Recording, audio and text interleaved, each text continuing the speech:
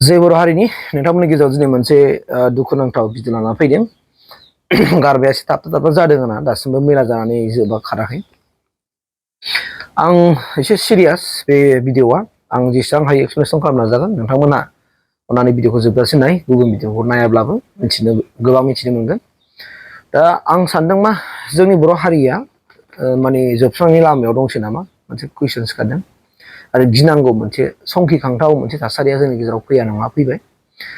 आरो बे जोंनि बर' हारिया जोबस्रांनांगौब्ला बा जों जुदि गुबुननि सिङाव थाफिननांगौब्ला बिनि दायनिगिरिया दैदेनगिरिफोर जागोन आरो बिसोर माहारिनि गेजेराव मोनसे साव जागोन। मानो होननानै बुङोब्ला बावहाय जोंनाव गोबां माखासे जाथायफोर जोंनि गेजेराव जानानै थांबाय। आरो लोगोसे जोंनि आसामाव जों मिथिगौ दायो दा रिसेन्ट मोनसे टपिक जागासिनो दं। दाव देख्रेब आरो अमर सिं बिथांमोना आसामाव गोमानानै दं होननानै एसे माखासे बाथ्रा बुंदों। आरो बे इसुखौ लानानै बिपि बा इलेक्सन इस्ताहाराव लिरनाय माखासेफोरखौ लानानै बाथ्राखौ बुंबाय। आरो बेजों लोगोसे दा फुराना गोजाम गोदान गासैबो माखासे इसुफ्रा दिनै ओंखारजोब्बाय, पिक्साराव फैजोब्बाय। दा बेखौनो मा पिक्साराव फैदों आं नोंथांमोनजों डिटेलि रायलायनो नाजादों। माने जेसेबां हायो आंनि नलेजावहाय बेसेबांखिनिखौ आं मिथिगौ आं बेखौ नोंथांमोनजों सेयार खालामनानै फैदों आरोखि। जोंनि आसामाव गासैमोन 14ता माने सिडिउल ट्राइब दं, जनजातिफोर दङ। जाय जनजातिफोरनि गेजेराव बयनिख्रुइबो लार्जेस्ट देरसिन माने सिडिउल ट्राइब होननानै बुङोब्ला जों बर'आनो देरसिन। दा बिनिखायनो एसटिनि होनाय डिमान्ड, जनजातिकरन होनायनि डिमान्डआवहाय स्ट्रं मोनसे अपोजिसन जानानै थायो होनना बुङोबा जोंनि हारियानो। दा बिनिखायनो गुबुन हारिफ्राथ' जेनेबा जनजातिब्लाबो बिथांमोना मेजरिटि गैया, जायनि फलाव माबा मोनसे जागोन। आरो नोंथांमोन नाय बे 6था गासै माखासे हारिफोरखौ जुदि जनजाति खालामनांगौबा आसामा जनजाति मोनसे स्टेट जासिगोन। होमबा मोनसे गिनांगौआ बेबो जायो पलिटिकेलाव जुदि प्रेसारजों जुदि खामानि जायोब्ला आरो जों सेन्ट्रेलावबो स्टेटआवबो गासैबो अफिसारफ्रानो जुदि मोनसे राजखान्थि दोलोनि जायोब्ला बिथांमोना मानोथो खालामा जानो? निसय खालामगोन ना, गावसिनि लाबा लाबनि खाथियावसो खालामगोनथ'। सोरनि लाबा लाबनि खाथियावथ' खालामगोन? गावबागाव लाबा लाबनि खाथियावसो खालामगोन ना। गावबागाव हानजाखौ माने गोजोरै लाखिबाय थानो थाखायसो बिथांमोना खामानि मावा नङा मावगोनथ'। बेखौबो मोनसे गिनाय फैदों आरोखि। गिनांगौआ बेनो आरो। दा जों बेसेबां मिथिदों मिथिया आं मिथिया सोर पलिटिकेलाइज जानानै बुङो। दिनै जोंनि मानसिफ्रा गावबो साननो रोङा, गावबो मावनो रोङा, गावबो मिथिया, गावबो खुनु मोनसे जाज खालामनानै नायाबानो गुबुनखौ सोंखारिनाय, गुबुनखौ इनसाल्ट खालामनाय बेफोरबायदि थासारिया जोंनि बर' हारियाव गोबां जाबाय। माबा मोनसे सार्थ'नि थाखाय, बेक्तिगत सार्थ'नि थाखाय गुबुन जेबो नङा। गावहा रां खामायनांगौ, गारि गुरा लानानै सालायनांगौ, हागौमानि धोन सम्पति बाइक बुंनांगौ, सोरजिनांगौ, गुबुननिफ्राय जौसिन, गुबुननिफ्राय साबसिन लाइफ स्टाइलजों थांनानै थानांगौ। जोंनि माखासे फ्राय मानसिफोरनाव बे सेन्टिमेन्टआ दङ। जायनि फलाव हारिया जेखि जालाङा, थैलाङो थांलाङा बेनि खोथा फैयो। दा नैबे आंनाव मोनसे लेखा बिलाइ दं। आं बेवहाय माखासे माबाफोरखौ गोसोआव थाजोबैखाय आङो नट खालामनानै लादों। दा गिबियावनो जोंनि बिटिसि ओनसोलाव गोलैनाय असेकथ' मेजरिटि माखासे जाथिफोर दङ, जायखौ जोंना बुङो राजबंसि, कच राजबंसि आरो आदिबासि। दा बे मोननै जाथिखौ एबा हारिखौ जोंनि बिटिसि हालामाव माने बा आसामाव जनजातिकरन होयोब्ला आपत्ति गैया होननानै बिटिसि गभर्नमेन्टनिफ्रायबो लिरहरबाय। ओमफ्राय बिपिएफआबो बेखौ अलरेडि एनअसि हरखाबाय जों खोनादों। आरो दुलाराय बर' फरायसा आफादनिफ्रायबो बे मोनसे माबाया थांनाय जाबाय आरोखि। फार्स्टआवनो नैबाव आं खिथानो नागिरदों नोंसोरनो 2006 अर्थात जों बुंनो थाङोबा 2006नि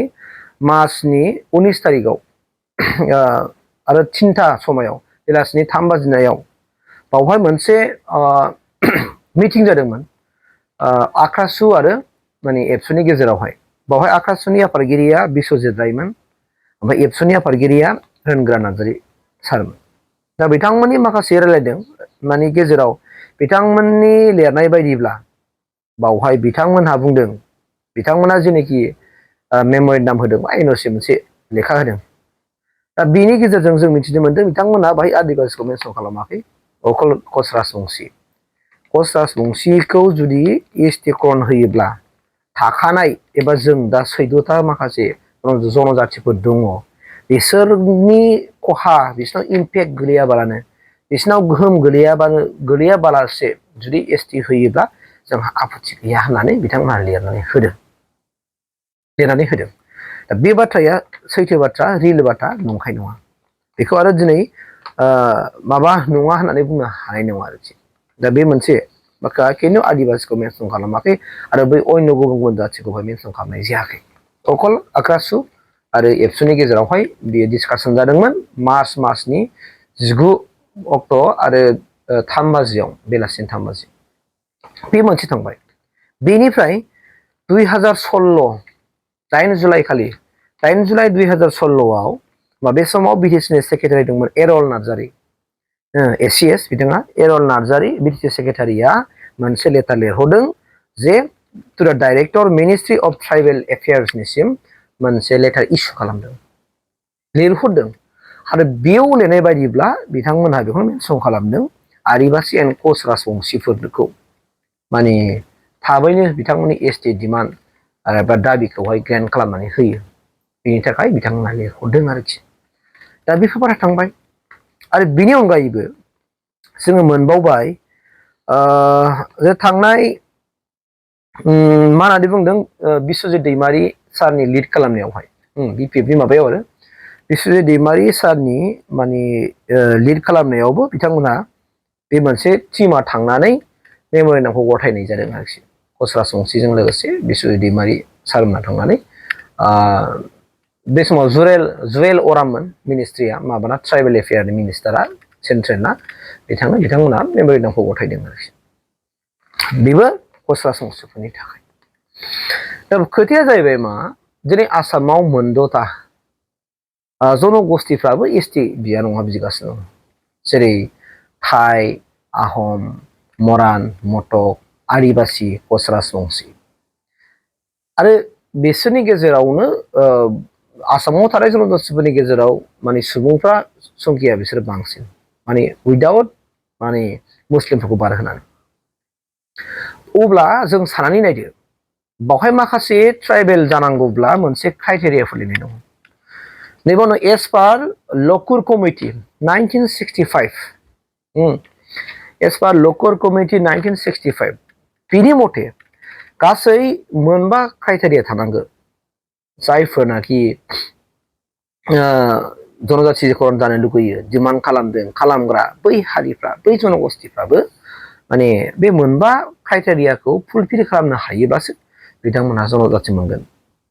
दा जोंनि गिनांगौआ बिसो जे पलिटिकेलि माखासे नारसिनथायनि गेजेरजोंबो जागोन नामा बिलफोरखौ जबरदस्ति पास खालामहोनाय बे थासारियाव फैगोन नामा सानसे समाव बेखौ जों गिनांगौ दं मानो गिनांगौ दं होननाय बाथ्रा दं आं दाहायबो रायलायगोन फार्स्टआव दङ जा मोनबा क्राइटेरियानि गेजेराव प्रिमिटिभ ट्रेड जायखौ बाय मेनसन खालामनाय जादों ट्रेडिशनेल वे अफ लिभिं जाय जनगोष्ठीया जाय हारिया माखासे दोरोङारि माखासे लामानि गेजेरजों गावनि मोगथां जिउआव थांनानै थायो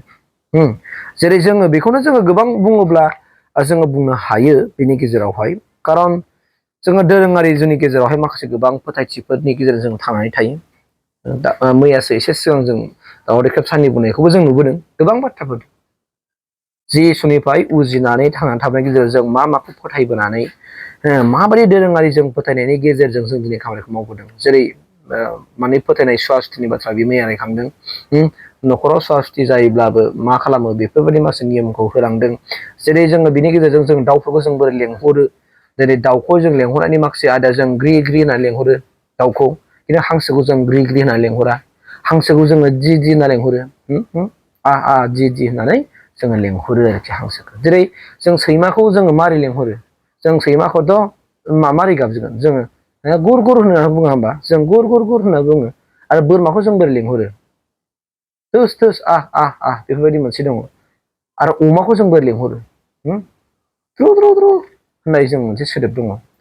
आरो मोसौफोरखौ जों बोरै लेंहरो दा बेफोरबायदिनो जों जिब जुनारफोरखौ माब्रै जों बबेनि गेजेरजों बिसोरखौ माबा लेंहरनांगौ बिसोरखौ माने खाथियाव लाबोनाय बा बिसोरखौ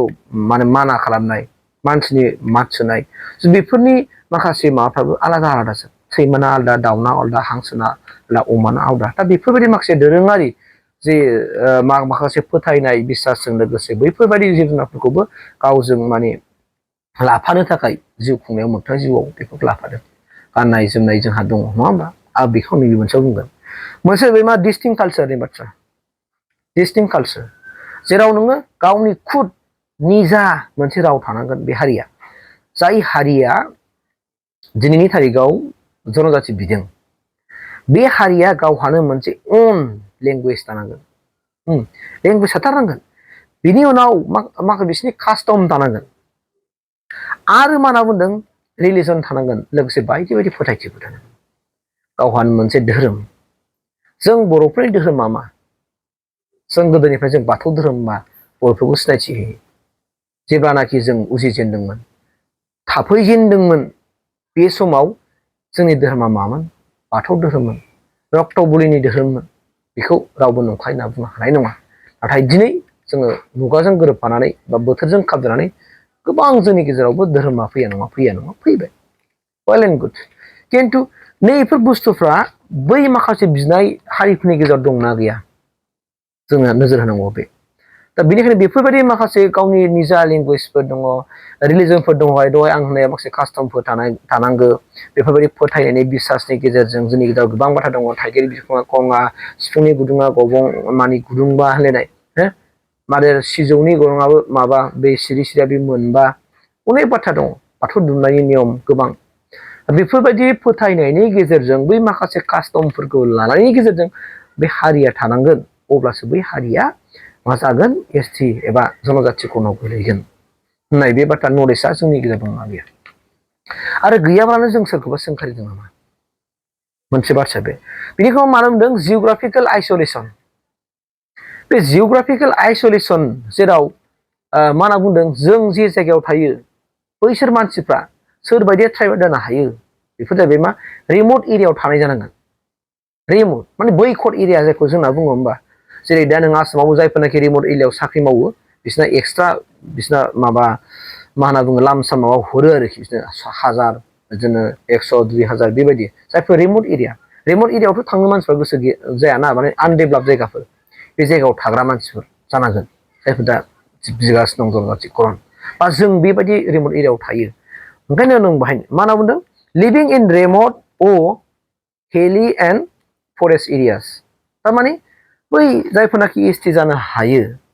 बैफोर एसटि जानो हानाय मानसिफ्रा मा जानांगोन होनना बुंदों बिसोर रिमट एरियायाव थानाय जानांगोन नङाबा हाजो ओनसोलाव थाग्रा जानांगोन हाजो ओनसोलफ्राव थानाय जानांगोन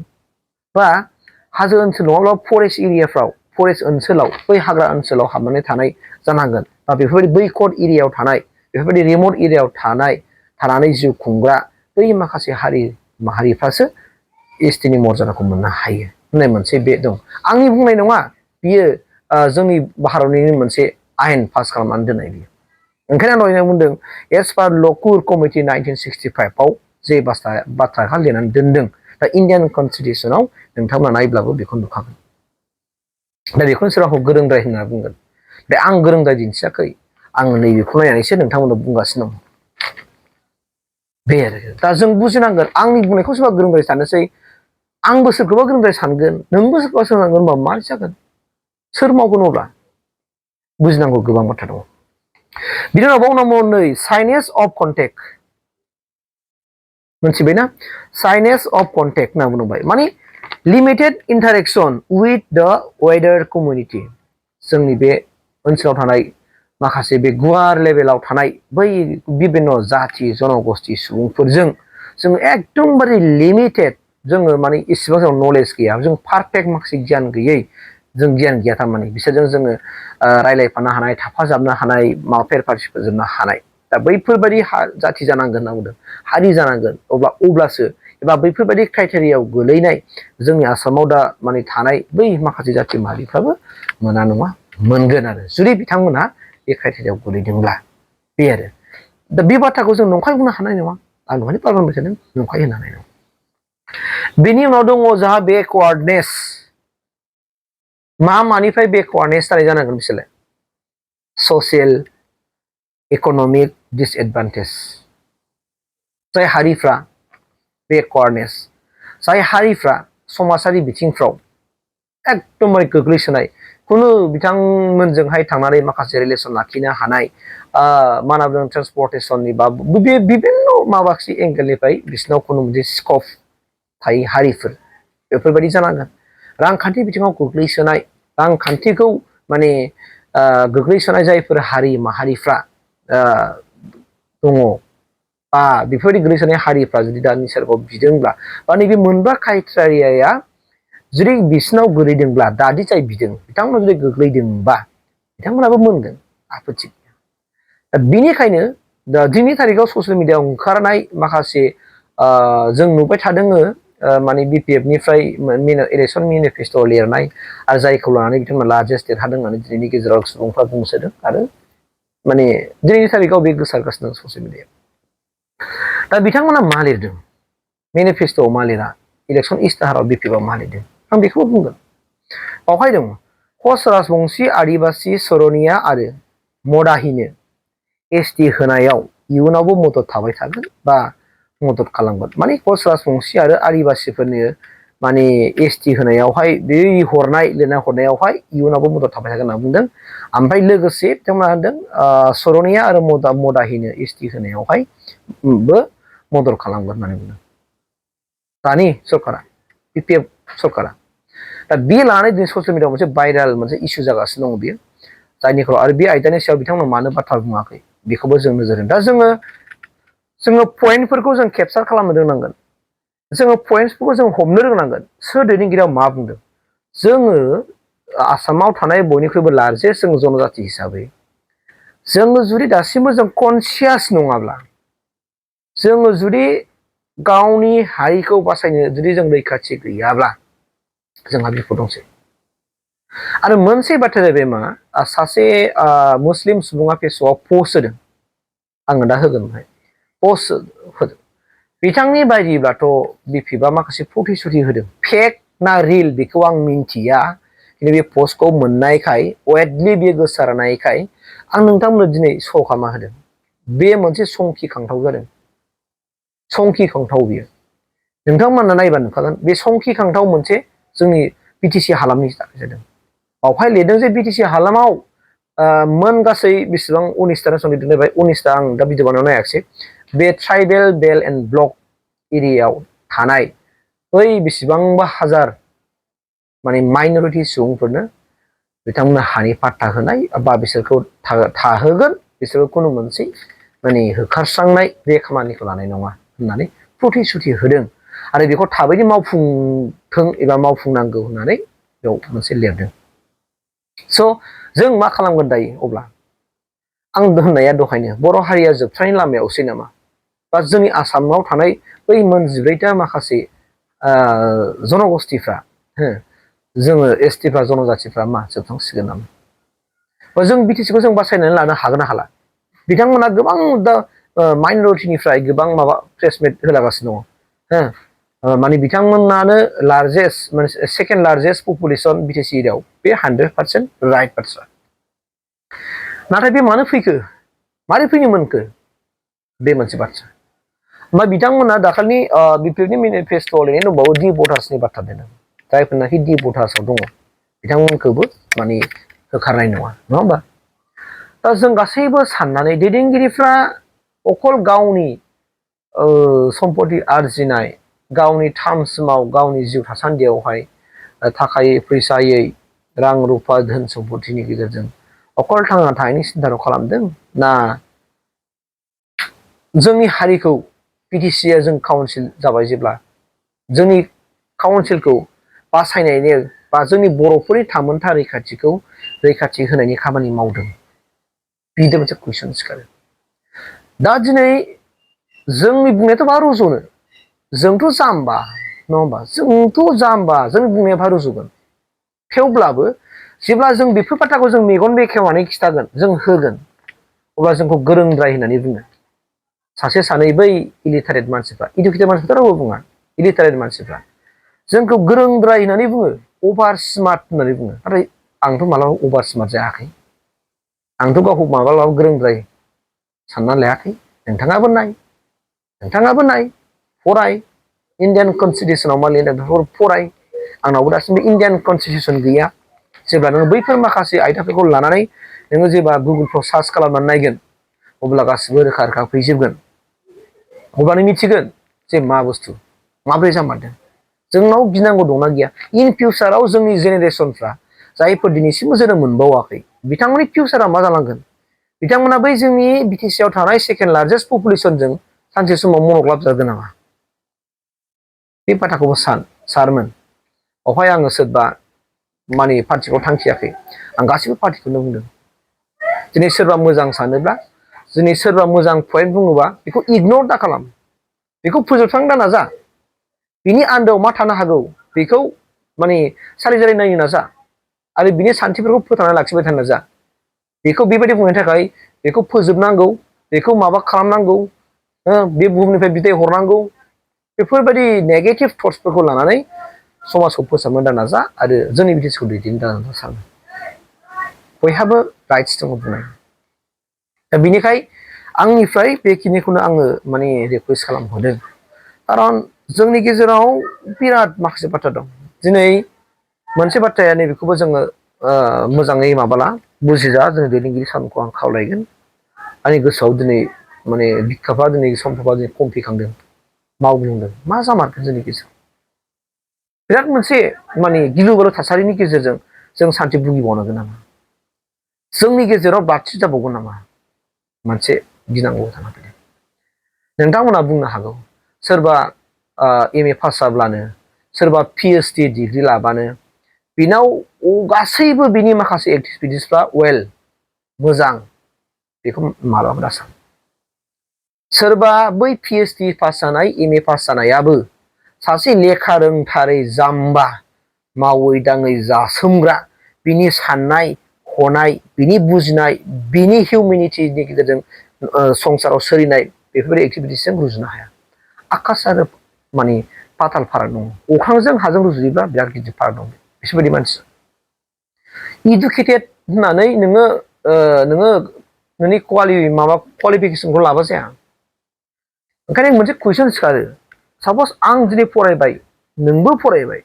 नों दिनै बिए पास जाबाय एमए पास जाबाय पिएइचडि पास जाबाय बिभिन्न नों कर्स लाजोब्बाय नोंनाव अकल लेखानिनो नलेज दंना गैया